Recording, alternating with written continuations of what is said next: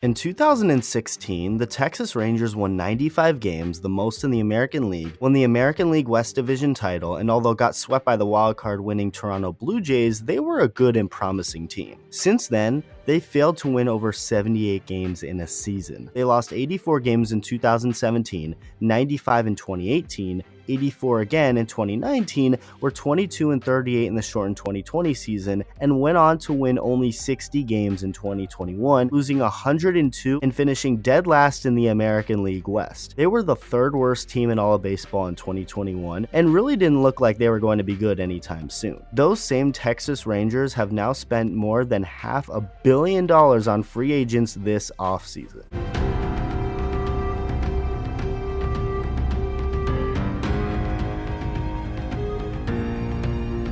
Before I get into the topic of this video, I just want to point out the fact that I was the first person to break the following free agent deals: Michael Wacha to the Red Sox, Corey Kluber to the Rays, and Kevin Gausman to the Blue Jays. On Wednesday morning, November 24th, I tweeted this out, saying, "You know what would be cool? If the Red Sox had a new starting pitcher, eye emoji." At the time, I knew Wacha had signed with the Red Sox, with it just pending a physical. Sure enough, 2 days later at 4:20 p.m. on Black Friday, Jeff Passan tweeted out that Wacha did indeed sign with Boston. On Thanksgiving evening, I got word that the Tampa Bay Rays outbid the Red Sox for Corey Kluber, and that Kluber was going to be a Ray. About a day later, I tweeted this out, saying, "Breaking, Corey Kluber is close to a deal with the Tampa Bay Rays. You heard it here first." And then later that night, tweeted out, "I'm gonna say it again, Corey Kluber is headed to the Rays." The next morning, and about 34 hours after my original tweet claiming so, Ken Rosenthal tweeted it out. On the evening of November 27th, I then got word that Kevin Gausman was then headed to the Blue Jays, so I tweeted that out. The next morning, I then tweeted out again that Gausman was likely headed to Toronto. Lo and behold, about 22 hours after my original tweet, Jeff Passan tweeted out that the deal was done. I've broken 3 deals this offseason, so go follow my Twitter if you haven't already. I'm a fake MLB insider. Now back to the theme of this video. Marcus Semien was never really someone many people thought of when the conversation of the best shortstops in baseball was brought up. He played out in Oakland, it wasn't ever really that great. Semien was a below average hitter until 2019 when he went off. In fact, he became an MVP candidate. In 2019, Marcus Semien hit .285 with an .892 OPS, a .139 OPS plus, swatted 33 home runs, and played all 162 games during the regular season.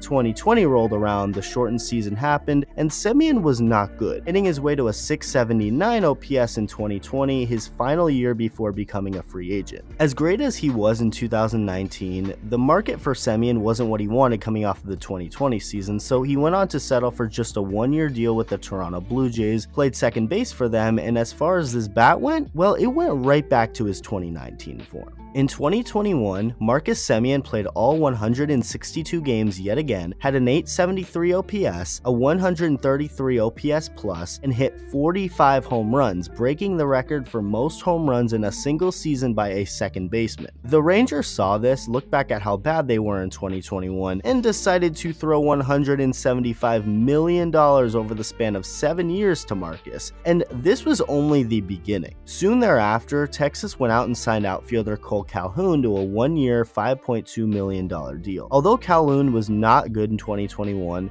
he did have a really solid 2019 season and a really good 54 games in 2020, so this is more of a low-risk, high-reward deal. Jon Gray of the Colorado Rockies is now also getting paid by the Rangers on a 4-year, $56 million deal. Gray isn't someone who was going to break the bank, although $14 million a year does seem like an overpay in itself. He's had a couple of solid seasons in a Rockies uniform, but other than that, not so great. Gray could definitely end up being someone who redefines himself in a new place like Texas, and maybe the contract will be worth it after all. And then we get to one of the biggest things that will happen this offseason. Corey Seager is one of the best shortstops in baseball and has been since the moment he got called up to the big leagues. When called up in 2015, Seager hit .337 with a .425 on base percentage and a .986 OPS in 27 games played. That was not enough for him to be qualified as a rookie, so Seager went out in 2016 hitting .308 with an .877 OPS, hitting 26 home runs, 40 doubles, and taking home the Rookie of the Year honors. Ever since then, he hasn't stopped. He's only had an OPS under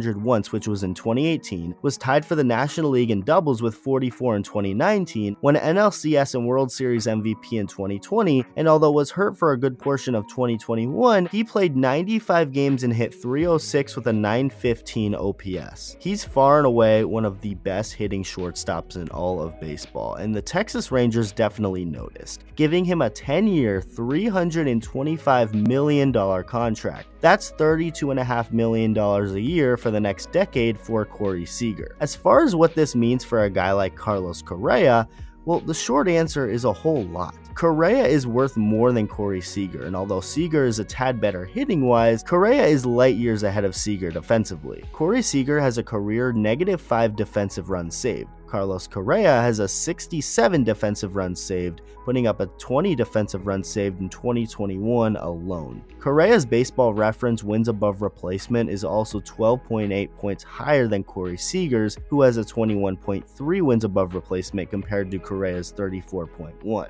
So naturally, if Corey Seager is getting $325 million from the Rangers, Correa is bound to get more because he's of more value. The only issue with both Seager and Correa are the past injury issues, but if they can stay on the field, there's a really good chance both can live up to the contracts that they get. Let me know what you think about the Texas Rangers paying over $500 million so far, what it means for Carlos Correa, and thank you for watching.